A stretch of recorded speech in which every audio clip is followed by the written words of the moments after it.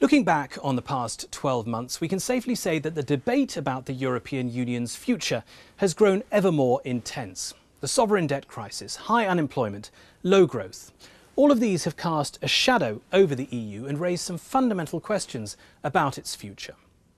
In last year's EPP TV summer review, we focused on the Lisbon Treaty and how it was changing the way the EU works. But as we look back on another year here at the European Parliament, we can see that the debate is already moving beyond the Lisbon Treaty to the next level of European integration.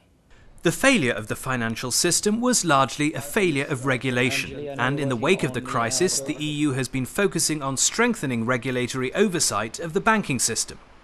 The main tool for enhancing the strength and stability of the banking system is the package of measures known as Basel III. Their main goal is to oblige banks to hold much more capital, to provide a buffer against risky investments and to persuade bankers to act more responsibly. Parliament's rapporteur on this issue is Austrian MEP Othmar Karas, and he set out the principles by which he compiled his report. Firstly, we are willing to make the European banking sector stronger. Secondly, we have to finance our real economy. We need growth and employment. And thirdly, we need a fair play in the internal market and between the banks. The EPP Group is leading the way in building a sustainable and robust financial system in Europe. But MEPs in our group also have their eyes on the bigger picture and turning a crisis into an opportunity. It's clear that a strong economic and fiscal union, with the euro at its heart, demands a strong political union. EPP Group Chairman Joseph Daul has been one of the foremost champions of a more integrated Europe, and finally turning the dream of Europe's founders, ever closer union, into reality.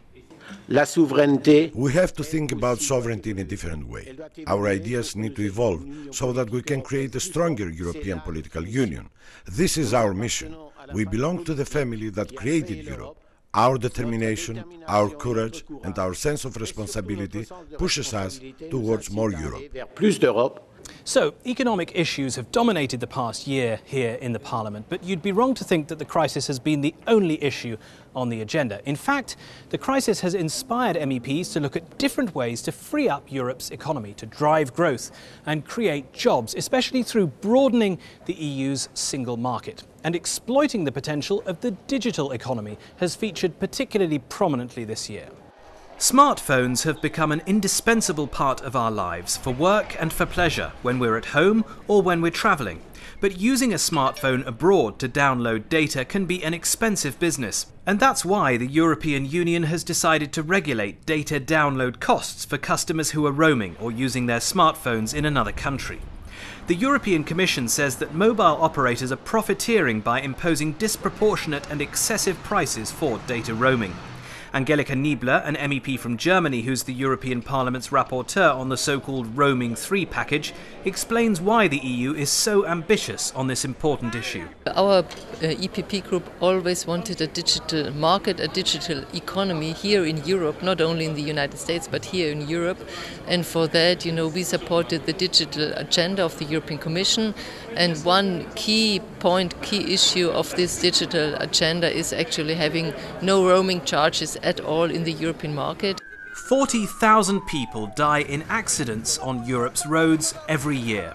MEPs are supporting a high-tech emergency alert system known as eCall to save many of those lives. The web-based eCall system, as shown in this animation, aims to ensure automatic notification to emergency services in case of a serious accident. Dieter Lebrecht-Koch, a German MEP from our group, is co-rapporteur. If there has been an accident and certain sensors have been alerted, the airbag or seatbelt tensioner, then the emergency call is automatically sent and an emergency call sender is alerted. There is also the possibility to call back to the vehicle. So, using your smartphone or tablet abroad this summer is going to be considerably cheaper.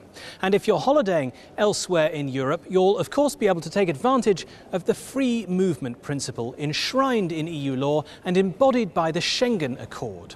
It's one of the EU's biggest success stories, but for how much longer? this year saw a major row develop between the Parliament and the Member States over who has the right of responsibility for supervising Schengen. Normally, Member State governments in the Council and MEPs in the Parliament make EU law together. But the Danish presidency of the Council, in office during the first 6 months of 2012, has moved to exclude the Parliament from oversight of the Schengen system. The Council has changed the legal basis for the Schengen evaluation mechanism, which means only national governments will have a role in policing the system, not MEPs. This change provoked an angry response from Carlos Coelho, an EPP Group member from Portugal who serves as Parliament's rapporteur on Schengen. When they change the legal base and they are telling the Parliament has no right to say anything or to have the co-decision in this procedure, of course they can say, I want to still with the dialogue, but in fact with their decision they are taking the European Parliament and the citizens of Europe out of this equation. Another delicate issue to go before MEPs this year has been passenger name records, or PNR, and specifically the issue of providing the US government with the private data of EU citizens flying to America on the premise of combating terrorism. There have been several attempts over the past few years to reach an agreement, but they've always fallen short because of concerns about civil liberties. However, the lack of an accord threatened to force airlines flying to America to ground their planes. So MEPs crafted a compromise, and German MEP Axel Voss, our group's rapporteur on this dossier, was pleased with the outcome. It is a kind of give and take for both sides, and so we haven't met probably the whole security issues of the US side, and they haven't met the whole instruments of our ideas of data protection, like the scope, like the legal redress, like the push option for the only way to transfer data, and the retention period. And so therefore I think we have a right balance for security and data protection. Now, protecting the EU against external threats such as terrorism remains a top priority, even for a union facing unprecedented internal upheaval. The potentially catastrophic effects of cyber attacks have led MEPs to call for more resources to be put towards defending the EU's vital digital infrastructure. And the dangers of maritime piracy have also come under the spotlight this year, especially given the EU's participation in a major anti-piracy mission off the coast of Africa. The EU's member states all have armed forces to defend against attacks from the air, from the sea or on land, but many experts think the EU is unprepared for attacks launched from what is likely to be the next major theatre of war, cyberspace. Future conflicts could well be based around states and terrorist groups launching cyber attacks to knock out vital infrastructure or to paralyse critical computer networks. Monika Hohlmeier, a German MEP from our group, is Parliament's rapporteur on a draft directive proposed by the European Commission to boost the EU's cyber defences. The most important thing for me is that the young population, the whole population, has to know that the internet is a great thing and is one of the best technologies that we could have, with the new possibilities like cloud computing and so on. It's really great, but there are a lot of dangers and everybody has to know something about security. Everybody has to be aware that there could be a problem. MEPs have also turned their attention to piracy. The number of attacks on seafarers in international waters, particularly off the coast of Somalia, is increasing. The EU already has a military mission operating off the Horn of Africa, but MEPs want to see a stronger and more coherent anti-piracy approach, and one that also addresses the reasons why piracy becomes an attractive option for some people. Greek EPP member Georgios Koumoutsakos has led this debate, and he focused on how best to hit back against the pirates through the money they make from their crimes. It is, or should become, one of our first priorities, how to trace this money. These are ransom money, and they cannot and should not circulate freely in banks, even in European banks. And I think that if we succeed in having a good result in this challenge, then one of the elements that make attractive piracy will be erased. Now, almost half the EU budget goes towards agriculture and rural development, a reflection of the importance of farming and the countryside to Europe's culture and history. In the past year, the European Commission has proposed a major package of reforms to Europe's common agricultural policy, and MEPs from our group have been at the forefront of preparing the Parliament's response. Farmers in Europe play a vital role in our daily lives, producing the food we eat, but they're also custodians of the environment, preserving and protecting it for future generations. Until December 2009, national governments alone were responsible for policy on agriculture and rural development. But the Lisbon Treaty has put the European Parliament and the Council on an equal footing.